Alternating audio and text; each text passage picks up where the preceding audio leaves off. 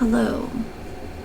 Today we'll be going into another optional dungeon called the Amdapor Keep. Amdapor Keep. I'm going to do some bigger, little sloppy pulls in this video. I was running this with my friend. He's the healer. So we'll see how good he heals. Alright, so first off, we're gonna grab these ads, and then we're gonna take a right turn, okay? So here, go like this, and that. There's some stuff over here in the background. If you notice at all, there's some guys. We're gonna go pick them up later. Basically, what's gonna happen is we go here, and then through this place, and then we go here like this and like that. Basically. Okay, let's go watch. Alright. So, a benefit of playing with other people, not just friends, but like also like through Duty Finder and stuff, is that most people have higher gear than what the duty calls for, and so the damage just goes down really quickly, and so it's a bit more possible to do these bigger pools with everyone, because the ads just go down quickly. If you're running this with like NPCs, which you can't right now, but if you were running like other things with NPCs, the NPCs do like okay damage, so sometimes it could be hard to handle bigger pools. Okay, so we just took care of like a bunch of stuff back there. Okay, I specifically pulled stuff to that corner, and now up here what we're gonna do is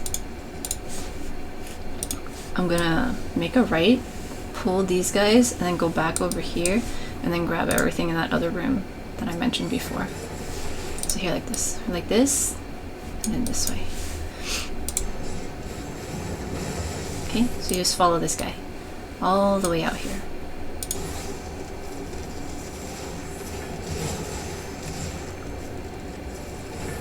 I see my friend healer sprinting.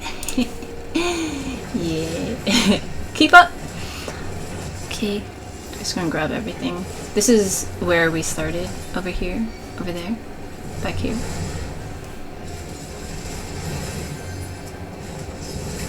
Yeah, I grab them, and like I see that most of them are already down because the damage dealers are doing a really good job. So I just keep pulling everything. You don't need to get the ones over here unless you want the treasure chest over there. I pick up the ones in the middle, and then you want to go to this purple door. So that's what I end up doing. So I grab this guy just to make sure he's with us. Ignore those. And stand at the door.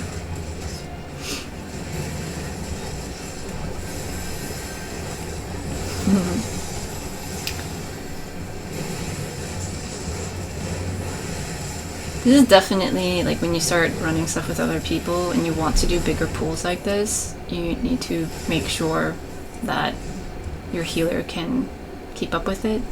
So, you know, ask at the beginning, like, what pool size do you prefer? Like, big pool, small?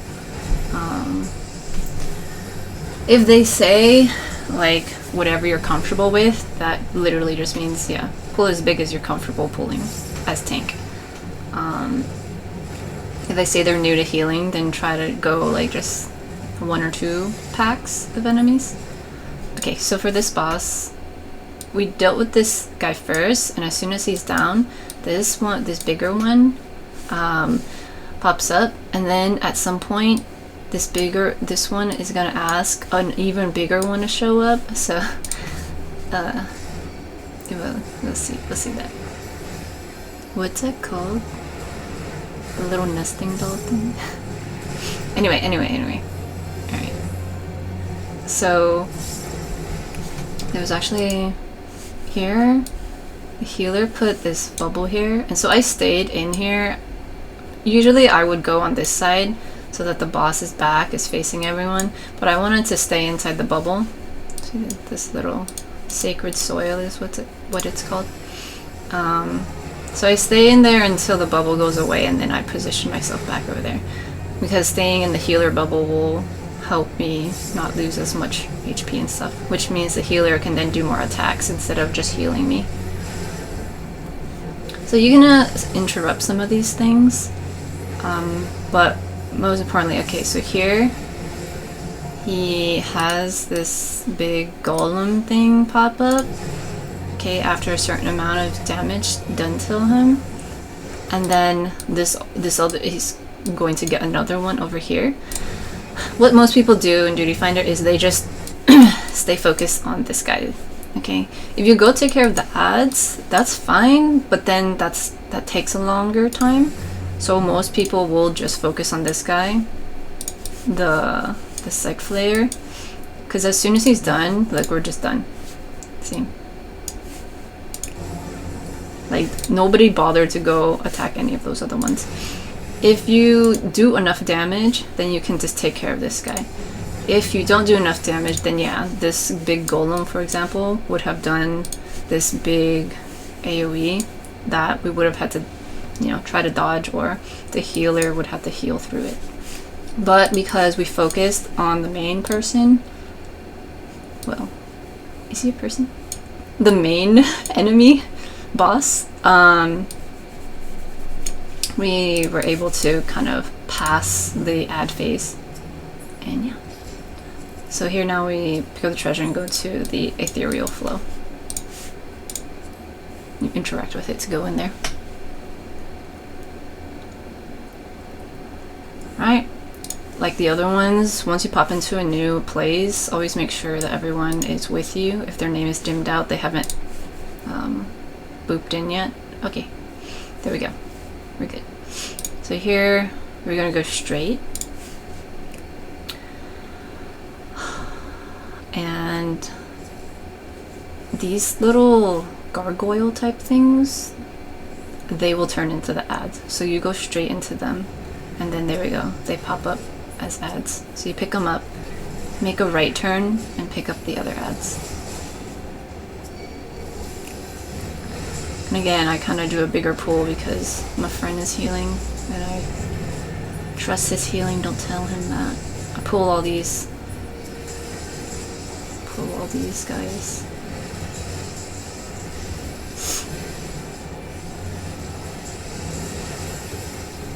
Looks like he's getting hit with something, and so I go back and I try to figure out which one it is. Yeah. What's important is, like when I'm tanking big pulls like that, I look at my enemy list, and I'm like, okay, which one is not on me? And then I look at, you know, all the enemies. I try to keep them all centered so that I hit them with my AoE. And then I also look at, oh, who's getting damaged? Oh, okay, that person's getting damaged. Where are they? And I try to find them. So I see. So here he was getting damaged, and so you can see that he's moving closer to where I am, so that when I do my AoE attack, whatever's attacking him will then go into my AoE, and then I will get aggro on it. See, at that point, so I just ended up grabbing everything. So that's what you want to do. If you ever have something attacking you, just bring it to the tank, so the tank can get the aggro. And there was a treasure chest over there, if you're interested in that. Okay, so this next area, similar thing. The gargoyle thingies are going to change into ads. It's a treasure chest.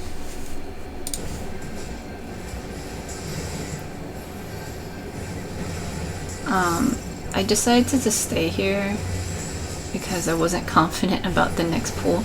So I do this one first, and then I go grab the bigger guys. So what you could do is grab all the ads here, and then go here and go over here. But I decided to take it a little bit slower at that point because it's been a while since I ran this dungeon. And there's nothing over there. Okay, so we grabbed this big one. Some of these gargoyles are gonna change too. Okay, so we got these guys. And then we got more, another big guy back here. stuff.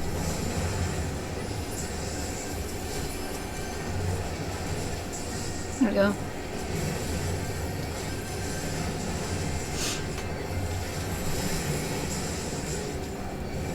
Again, though, like, if you're not comfortable grabbing so many ads, don't do it. Just do whatever you're comfortable with. And if people pressure you, then that's just, like, on them. Like, they should...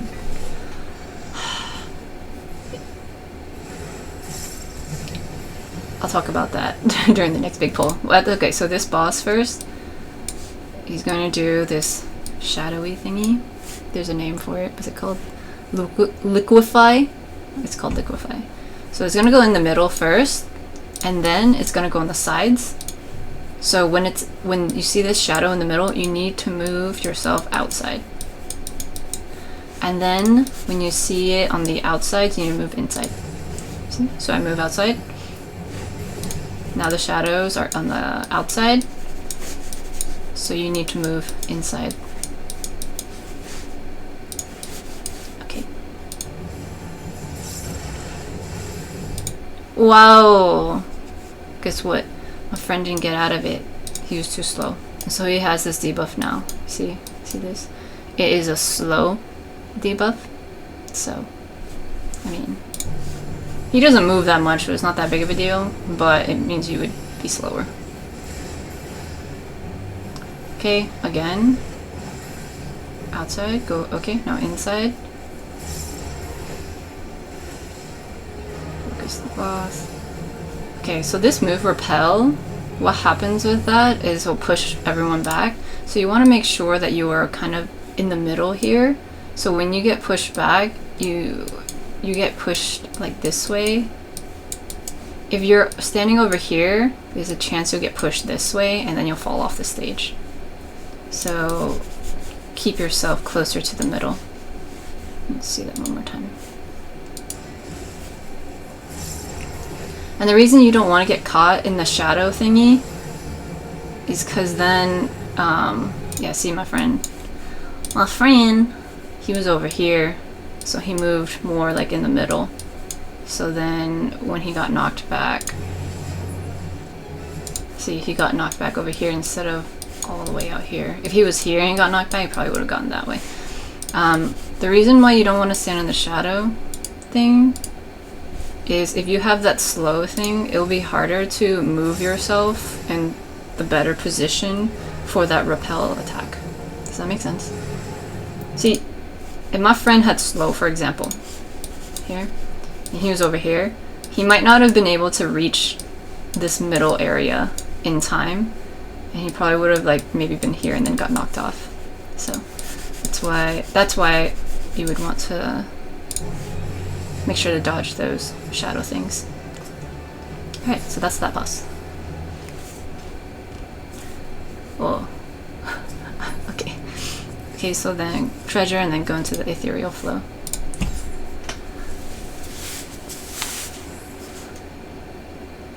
This next pool is going to be very big. So just what I'm going to do is this right here. Let's see if I can get a good camera angle.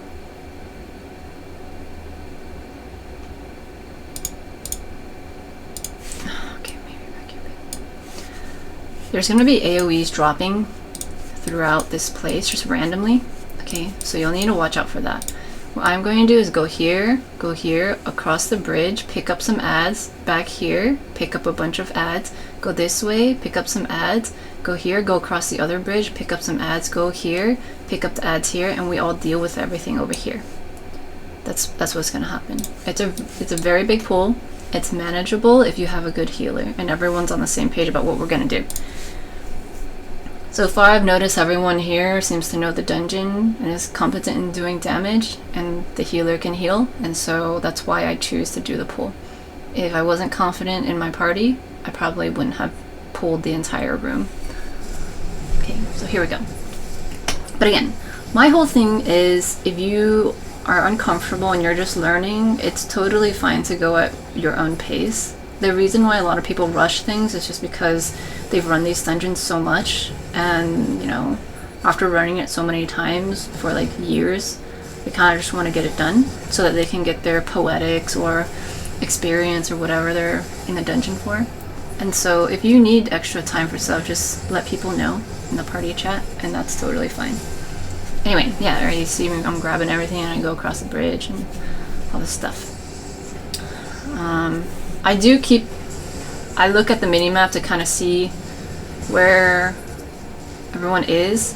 I try, if I'm gonna slow down anyway, I still move forward, but I kind of like wind around a little. If I ever stop, I'm gonna get hit with all this stuff. So that's why I keep moving, and so I can also dodge things. Okay, there's a lot of stuff happening here. Okay, dodge all the AoEs. I try to stay inside the bubble. I throw out basically all my mitigation in certain sequences, and there we go. We just did the whole pool. One more time. One more time. Yeah, let's watch that one more time. Let's sip in my apple juice.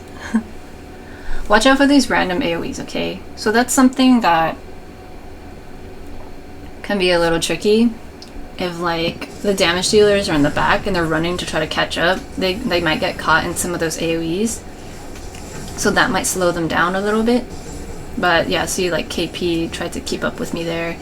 Or if you're a damage dealer, you can run with the packs and start doing damage to them. See, you can see here on the enemy list that they're taking damage because the damage dealers are running along with everything and like attacking them with their own AoE attacks. And I also am hitting everything with my AoE thing. But it's mostly the damage dealers. Like, see, some of these are going down before we even make it all the way down there. See, I kind of slowed down a little at the bridge because they're kind of far away from me. But also I want to make sure I see that my friends are nearby. Okay. Kind of park them here. Move around, and I see the bubble, so I'm going to get into the bubble. There's an eyeball to avoid, AoEs to avoid. I use my mitigation stuff. Keep it here. Yeah. Okay.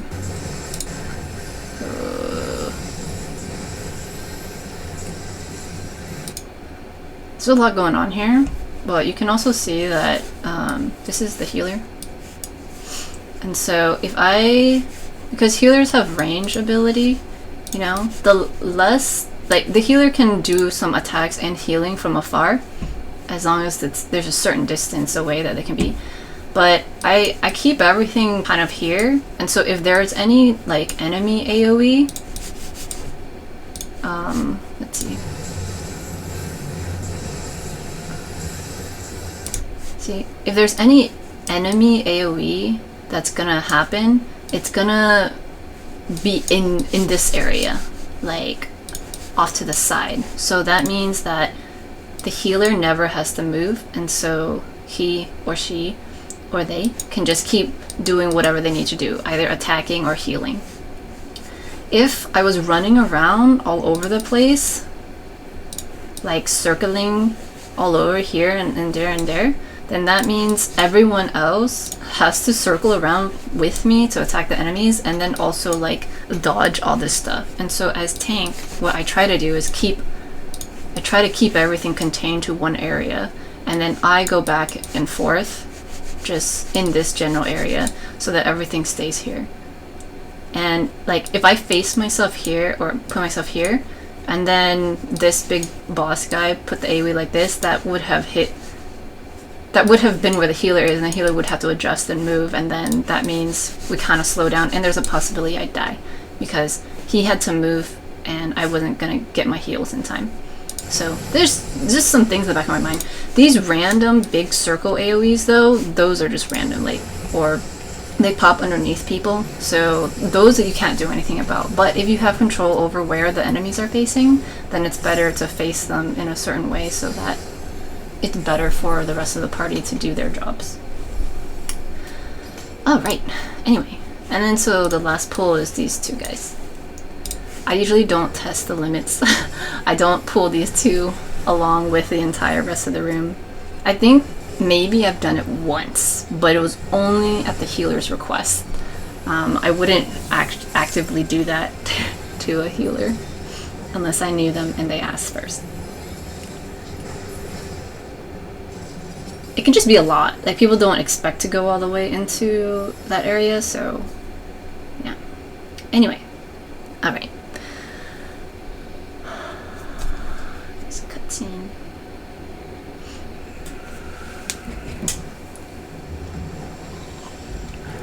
Hi guys.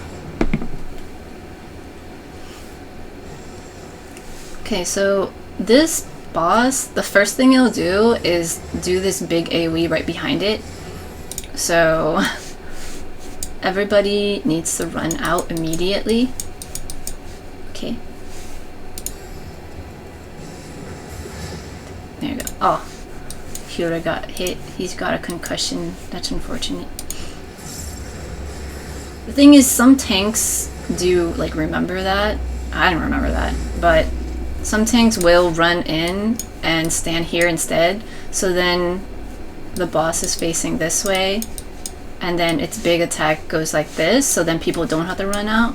But yeah, I just didn't remember. And sometimes if people do that, the thing is, if other people remember that there's going to be a big move behind it, this is what happened to me once. The tank knew that it was going to do this back thing, but everyone else in the party didn't know that. And so, or everyone else in the party just ran up to like where they would usually stand, near the boss or whatever. But because the tank knew that there was going to be the back thingy, they tried to help by standing here. And then the AoE went up here, and then like two people were on that side. And it's like, oh shit, what? And so they have to run. So it can be tricky, depending on just the combination of people you're playing with and what knowledge they have. But the concussion is not so bad. He doesn't even have a concussion anymore, it's fine. But I have a disease now. So, okay, here's your tail driver. Okay, so now you gotta get out of that again. Okay. I like to just be consistent. Okay, it's gonna be in the butt area. Now everyone knows it's gonna be in the butt area. I'm not gonna move. Because if I move, they might be like, oh, it's not back there anymore. So, yeah. That was a red-white AoE. Okay, so now we have some ads. Brought some ads here. People are just doing such good damage that this boss is going down pretty fast. So there wasn't too much to go through with there. Yeah. A lot of it is just heavy healing for stuff and just doing damage to get through things. Yeah. I feel like I didn't really explain that very well, but it doesn't seem like there's not like too much going on here, you know? You do some like make sure, okay, for the back, make sure you're not standing directly in the back so you don't get hit with that one big AoE. Okay, Rotten Breath gives you some disease, but it's not that, okay, and then, yeah, run out of that stuff. The Reaper has a concussion, but it's fine. Okay, Asuna at that, okay, that's fine. Imminent Catastrophe, the Braid-Wide AoE. Rotten Breath, I got some disease again, and then some ads come up, and we could deal with ads, or we could just focus again on the boss, and as soon as the boss is out, then we're good. Terror Eye is this random AoE thing. You just get out of it. I'm not trying to sound just like so casual and laissez-faire about the fight, but at this point, if you've gotten to this dungeon, you've seen a lot of these things, and so the majority of it is just dodging out of stuff. And the big unique thing is that really big behind him AoE that you need to dodge out of. and the rest is kind of just Asuna stuff out, and yeah. Okay, well, that's it for this dungeon. I hope you learned a lot. That one really big pool is exciting. I hope someday we'll be able to experience that. Thank you to my friend Healer for joining me for this guide. And yeah, I hope you enjoy the rest of the patch content stuff. I think it's patch content stuff. I don't remember. Again, don't fact check me. Okay, bye. See you in another one.